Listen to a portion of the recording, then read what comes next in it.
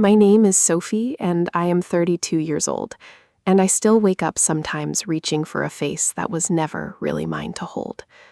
I live in a small apartment in Portland, the kind with thin walls and a radiator that clanks all winter.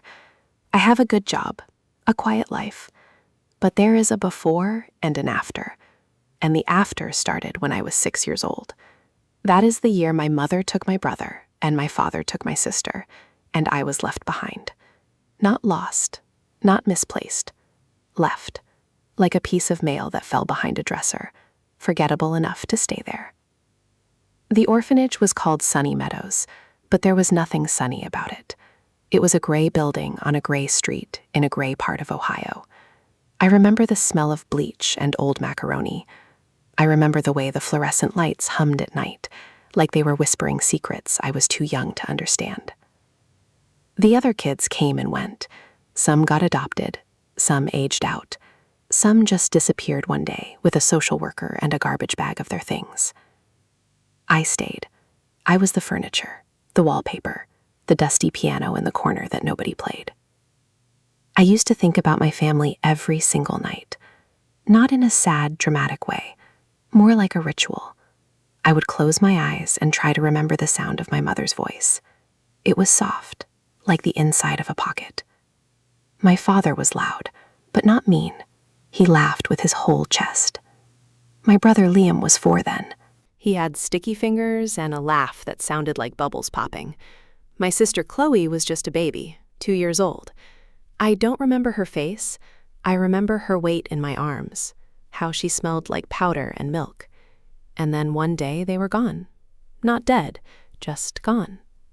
The story I was told later came in pieces, court papers and whispered conversations between caseworkers. My parents divorced, ugly, the kind of divorce that leaves scars on everyone, even the people who weren't in the room. My mother got Liam, my father got Chloe, and I got nothing. No one fought for me. No one mentioned me in the custody agreement. It was like I had never existed, a clerical error, a ghost in the system. I spent 10 years in that orphanage, 10 birthdays, 10 Christmases, 10 years of watching other children get chosen while I sat on the same blue plastic chair in the same drafty hallway. I was not a bad kid. I was not difficult or angry or broken. I was just there, invisible. And invisibility is its own kind of violence. When I turned 16, I left, not with a family, not with a suitcase full of dreams. I left with a trash bag of clothes and $67 in an envelope and a bus ticket to Seattle. Why Seattle? I had seen a movie once. It looked wet and green and far away from Ohio.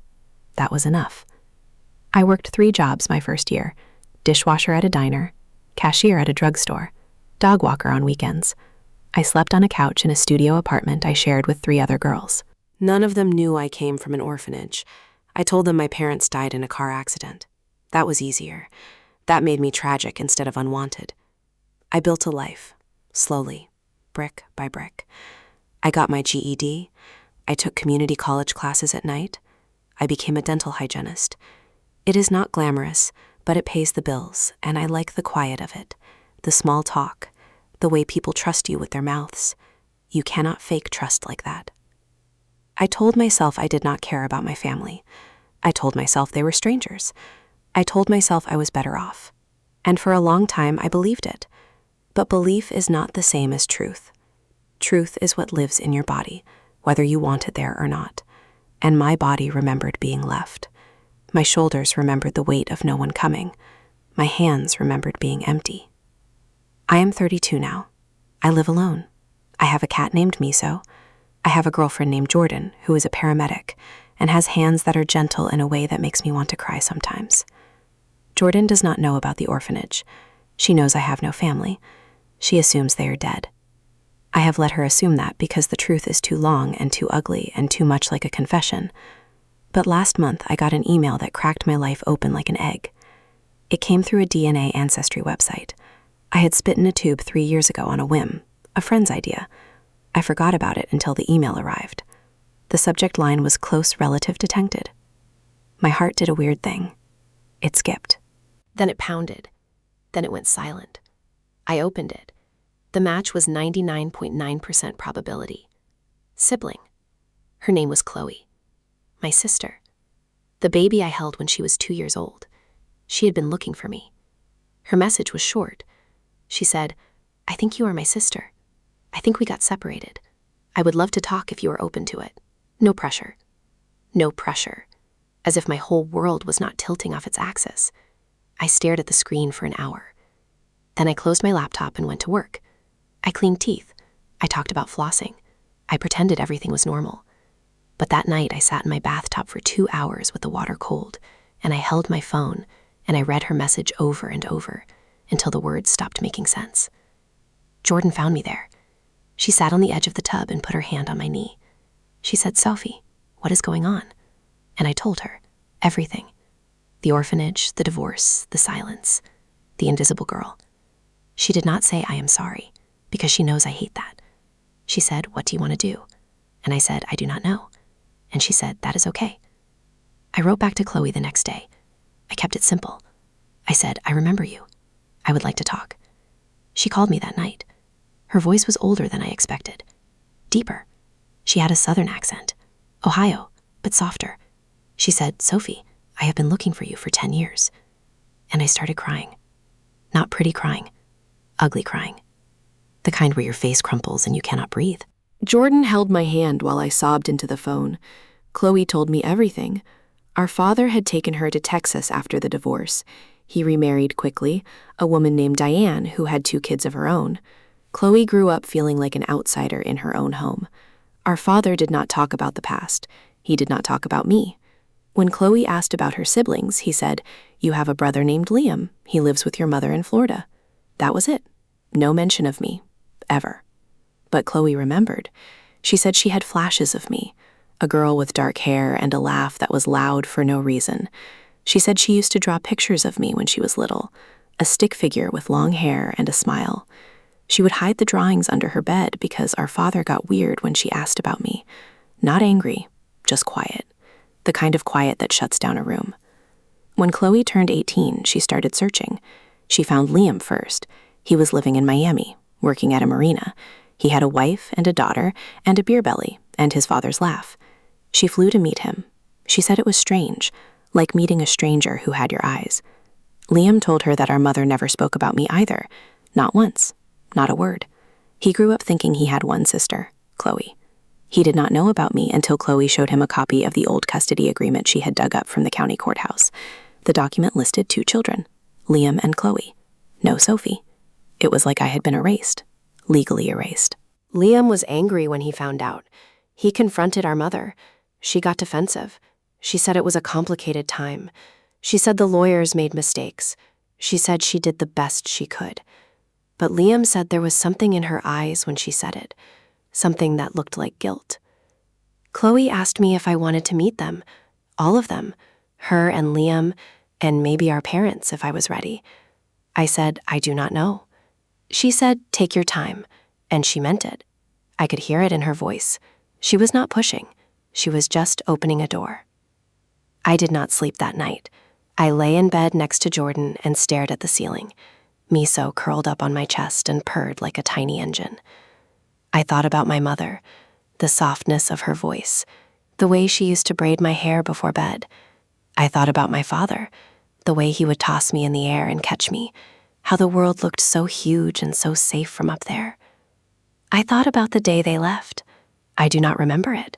Isn't that strange? The most important day of my childhood, the day I became invisible, and I have no memory of it at all. My brain just erased it, like a file that got corrupted. All I have is the after, the gray hallway, the blue plastic chair, the hum of the fluorescent lights. I decided to meet Chloe first, alone, without Liam, without our parents, just us. We agreed on a coffee shop in Nashville, halfway between Portland and Texas. I took a red-eye flight. I did not sleep. I watched the lights of cities flicker below me and wondered if any of those tiny glowing dots belonged to her. The coffee shop was called Frothy Monkey. It was warm inside, wood floors, exposed brick, the kind of place where people bring laptops and stay too long. I got there early. I ordered a tea I did not drink. I watched the door. She walked in at 10:03. I knew her immediately. Not because she looked like me. She did not. She was taller, blonder, softer. But she walked the way our father walked, shoulders back, like she was carrying something invisible. And she had our mother's hands. Small fingers, wide palms, the kind of hands that look like they were made for holding things gently. She saw me and stopped. Her face did something complicated, like she was trying to smile and cry at the same time. Then she crossed the room and sat down across from me and said, "Hi, Sophie." And I said, "Hi, Chloe." And then we both just sat there for a minute. Not awkward, just full, like 2 cups of water right up to the rim. She reached across the table and took my hand. Our mother's hands, both of us. She said, "I have so much to tell you." And I said, "Me too." And then she laughed. It was a good laugh. Not our father's exactly, but close. The same chest rumble, the same warmth. We talked for 4 hours. We talked until the lunch crowd came and went and came again. We talked about our lives, our jobs, our scars. Chloe was a kindergarten teacher. She had a fiancé named Marcus, who she described as boring in the best way. She said he remembered to buy toilet paper without being asked. She said that was the secret to a happy relationship. Small considerations. She asked about Jordan. I showed her a photo. She said she looks kind. And I realized that was the first time anyone in my biological family had ever described someone I loved. It felt huge. It felt like nothing. It felt like everything. Then she asked the question I had been dreading. "Do you want to meet Mom and Dad?" I said, "I do not know what I want." She nodded. She said, "I understand. But Sophie, you should know something. They are not the same people. Mom is older now. She has Parkinson's. She lives in an assisted living facility in Tampa. Dad lives in Austin. He remarried twice. He is alone now. Diane left him 3 years ago." I felt something twist in my chest. Parkinson's? Alone. These were not the words I had imagined. I had imagined them happy, living their lives, forgetting about me in comfort. But this was different. This was sad in a way I did not know how to hold. Chloe said Liam wants to meet you too. He is flying up from Miami next weekend. We could all get together. No pressure. Just dinner. I said okay. Jordan came with me to Miami. She took 3 days off work. She packed my bag because I was too nervous to do it myself. She put in my favorite sweater, the gray one with the hole in the sleeve. She said, "You deserve to be comfortable." I almost cried. We met Liam at a Cuban restaurant in Little Havana, the kind of place where the music is too loud and the food comes out fast and hot. He was already there when we arrived, standing by the bar. He had grown into a big man, broad shoulders, a kind face. He was wearing a faded University of Miami hoodie and sneakers that looked like they had seen better days. He saw me, and his face crumbled. He walked over, and without saying anything, he pulled me into a hug. He smelled like salt and coffee and something citrus. He held me for a long time, longer than strangers hug, longer than friends, like he was trying to put back together something that had been broken for 26 years. He pulled back and looked at me. His eyes were wet. He said, "You look just like her." And I knew he meant our mother. And I did not know if that was a good thing or a bad thing. So I just said thank you. We sat down. Chloe was already there. She had flown in from Texas that morning. The 3 of us together for the first time since I was 6 years old. It was strange. We did not have the shorthand of siblings, the inside jokes, the shared history. But there was something underneath, a current, a pull, like we were 3 rivers that had been diverted and were finally finding our way back to the same ocean. Liam talked about our mother. He said she was not evil. She was just weak. When the divorce happened, she was scared and broke, and the lawyers told her she could only take 1 child. So she took the youngest, Liam. She told herself she would come back for me. But weeks turned into months. Months turned into years. And every day it got harder to explain why she had not come. So she just stopped explaining. I asked him if she ever mentioned me. He hesitated. Then he said once. When I was 10, I asked her if I had a sister. She said, "You have a sister named Chloe." And I said, "No, the other one." And she got very quiet. And then she said, "There is no other one." And she walked out of the room and did not come back for 3 hours. Chloe reached under the table and squeezed my knee. Jordan put her hand on my back. I felt like I was floating, like I was watching all of this happen to someone else. Liam said, "Dad is different. Dad is complicated. He did not fight for you because he thought your mother wanted you, and when he found out she did not take you, he was too ashamed to admit what happened. So he just buried it. He buried it so deep that he convinced himself it never happened." I asked if Dad wanted to see me. Liam looked at Chloe. Chloe looked at her hands. Then Liam said, "He is scared. He is scared you will hate him. He is scared you will look at him and see all the years he was not there." I said, "I do hate him, but I also want to see him, and I do not know how to hold both of those things at the same time." Jordan spoke for the first time. She said, "You do not have to hold them. You just have to feel them, one at a time." We decided to see our mother first. She was in the assisted living facility in Tampa. The drive from Miami was 3 hours. We took 2 cars. Liam drove with his wife Sarah and their daughter Mia. Chloe and Marcus drove together. Jordan and I drove alone. I sat in the passenger seat and watched the Florida landscape blur past. Palm trees, strip malls, billboards for lawyers and mattress stores. My hands were shaking. Jordan reached over and held one of them. She did not say it will be okay because she did not know if it would be. She just held my hand and drove. The facility was called Bay Vista Gardens. It was nice, clean. Flower boxes in the windows, a koi pond in the courtyard. It smelled like lemon polish and old people, the kind of clean that covers up something else. We walked in together, all of us. Liam had arranged it with the staff. He visited often. He knew the nurses by name. One of them, a kind woman named Rosa, led us to a common area. There was a piano in the corner, a television playing a game show nobody was watching. And there she was, my mother.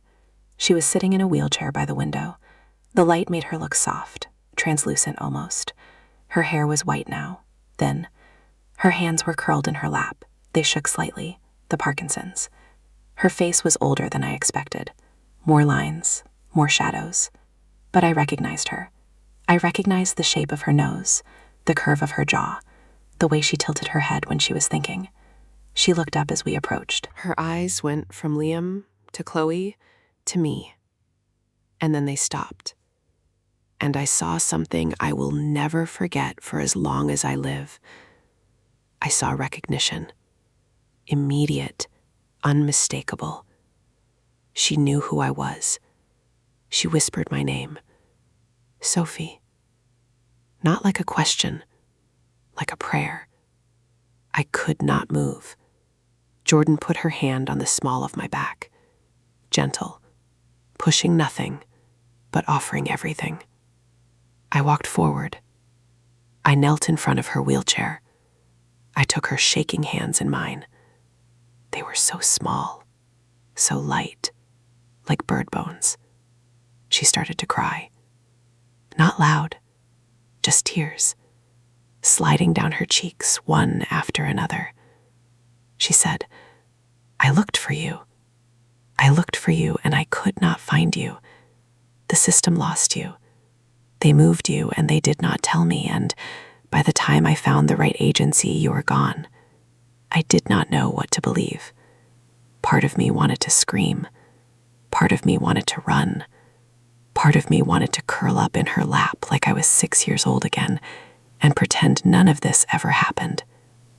But I just sat there, holding her hands, letting her cry. She said, "I am sorry. I am so sorry. I know sorry is not enough, but I am sorry." I said, "I know." That was all I could give her. Not forgiveness, not understanding, just acknowledgement. I heard you. I see you. Your guilt is real. We stayed for an hour. Liam talked to her about Mia. Chloe showed her photos of her classroom. I sat in the corner with Jordan and watched. My mother looked at me every few minutes, like she was checking to make sure I was still there. Like I might disappear again. When it was time to leave, she grabbed my wrist. Her grip was weak, but her intention was strong. She said, "Will you come back?" And I said, "I do not know." And she nodded, and she let go. We drove back to Miami in silence. Jordan let me have the quiet. She knows me. She knows I process alone. That night, I lay in bed at the hotel and stared at the ceiling. Miso was not there. He was 3,000 miles away on my couch in Portland. I felt his absence like a missing tooth. I called my therapist the next morning. Her name is Dr. Ellis. She has been my therapist for 5 years. She knows the orphanage story. She knows the invisible girl. She has been waiting for this moment. Not impatiently, just ready. I told her everything. The reunion, my mother's face, the apology. The system lost you. Dr. Ellis asked me how I felt. I said, I feel like a ghost who just found out she was never dead, just misplaced. She said that is a beautiful way to put it. Then she asked me the hard question, do you want to see your father? I said yes, but I am terrified. She said terror is not a reason to say no. Terror is just a signal that something matters. So I said yes. Austin was different from Tampa. Hotter, drier. The sky looked bigger, like it was showing off. Chloe picked me up from the airport. Jordan had to work, so I went alone. I was scared to go alone, but I also knew I needed to do this without a buffer. This was my ghost, my story, my choice. Chloe drove us to a small house off South Congress, a bungalow, pale blue, a porch with a rocking chair and a potted fern. It was the kind of house that looked like it had stories. Not sad stories, just old ones. My father was sitting on the porch when we pulled up. He stood when he saw the car. He was thinner than I remembered. His hair was gray and thin on top. He had a beard now, neat, trimmed. He was wearing a plaid shirt and jeans and boots that looked like they had walked a long way. I got out of the car. My legs felt wobbly, like I had just stepped off a boat. Chloe squeezed my arm and stayed by the car. She gave me space. I walked up the front path. The gravel crunched under my feet. Each step was loud, final. My father looked at me and his face did something I had never seen before. His eyes got wide. His mouth opened and closed. He looked like a man who had been holding his breath for 26 years and was finally letting it out. He said, Sophie, just like my mother had. Not a question, a prayer. I stopped a few feet away from him. I said, Hi, Dad. He started crying. Not quiet like my mother. Loud, messy. The kind of crying that comes from somewhere deep, somewhere animal. He said, I am so sorry. I am so sorry I left you. I am so sorry I did not fight. I am so sorry I let you disappear. I did not say it is okay, because it was not okay. I did not say I forgive you, because I was not sure I did. I just stood there and let him cry. And after a while, he stopped. He wiped his face with his sleeve. He said, Do you want to come inside? I have pictures. I have been saving pictures for you. For years. I did not know if I would ever get to show them to you. I went inside. The house was small but warm. Books everywhere. Photographs on the walls. I saw pictures of Chloe as a little girl. Pictures of Liam in a high school baseball uniform. Pictures of grandchildren I did not know existed. And then I saw pictures of me. Baby pictures. Toddler pictures. A photo of me at 3 years old eating a cupcake, frosting all over my face. I had forgotten that cupcake. I had forgotten that face. But here it was. Proof that I existed. Proof that someone had saved it. My father handed me a shoebox full of photos, all of me, from birth to age 6. Every birthday, every holiday, every ordinary Tuesday. He had kept them all. He had moved them from Ohio to Texas to Austin. He had carried them through 2 marriages and 1 divorce, and the slow erosion of his own memory. He said, I looked at these every night for the first 10 years, and then every week, and now every month. I never forgot you, Sophie. Never. I sat on his couch and went through the shoebox, one photo at a time. My mother holding me in the hospital. My first birthday. Me and Liam in the bathtub. Me and Chloe on a blanket in the park. A family photo. All 5 of us. Smiling. Whole. Before. I started crying then. Not because I was sad. Not because I was happy. Because I was real. I had been a ghost for so long, a footnote, an erasure, but here was proof. I had been loved. I had been seen, even if they stopped seeing me, even if they left. I had been real once. My father made tea. We sat at his kitchen table. The afternoon light came through the window and made everything golden. He told me about the divorce. It was ugly, he said, not because we hated each other, but because we were broke and scared and young. The lawyer said pick one, so we did. Your mother took Liam. I took Chloe. And we both assumed the other one took you. I said, nobody took me. He flinched. He said, I know. And I have to live with that. Every single day. For the rest of my life. I asked him why he never came looking. He said shame. Pure shame. After a year passed, I was too ashamed to admit what happened. After 5 years, I was too ashamed to face what kind of father I was. After 10 years, I told myself you were probably better off.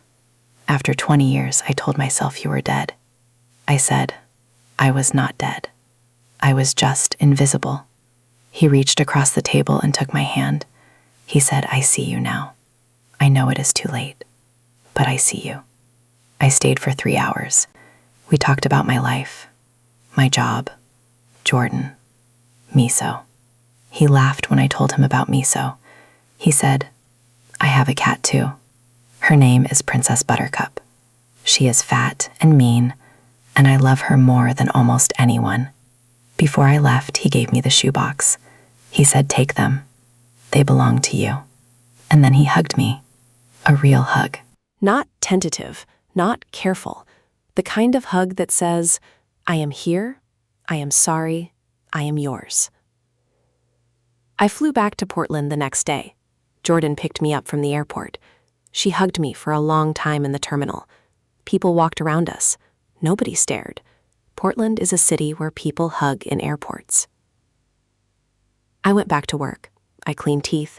I talked about flossing. I pretended everything was normal, but everything was different. I had a family now. Not a perfect family, not a whole family, but a family. Broken and flawed and full of guilt and love and regret and hope. A family. That was 3 months ago. Since then, I have flown to Tampa twice to see my mother. The Parkinson's is getting worse. She does not always remember my name, but sometimes she does. And when she does, she says, Sophie, like a prayer, like a song. And I hold her bird-bone hands, and I let myself be seen. I talk to Chloe every week. We are learning each other, slowly, like a language we used to know and are remembering. Liam sends me photos of Mia. She is 6 now, the same age I was when everything fell apart.